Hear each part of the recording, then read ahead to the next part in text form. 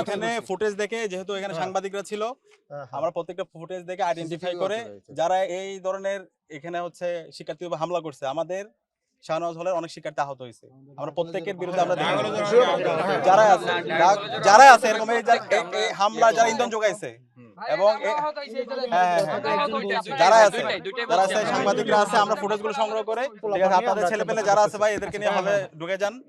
আর এই যারা এখানে শুরু থেকেই এদের ইন্ধন যোগাইছে এবং শিক্ষার্থীদের উপর হামলা করছে, আমাদের অসংখ্য শিক্ষার্থী আহত, আপনাদের কয়েকজন দেখলাম এখানে আহত, যারা আছে এটা আইডেন্টিফাই করে আমরা প্রত্যেকের বিচার আওতায় নিয়ে আসবো।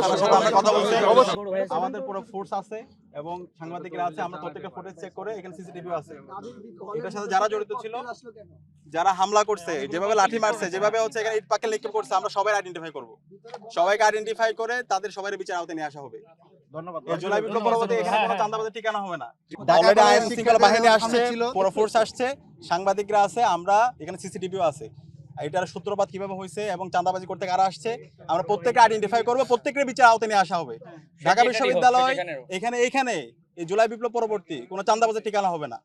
যারা এই চাঁদাবাজি করেছে, যারা শিক্ষার্থী আমাদের ভাইদের উপর মেরে রক্তাক্ত করছে, তাদের প্রত্যেকের বিচার আওতায় নিয়ে আসা হবে।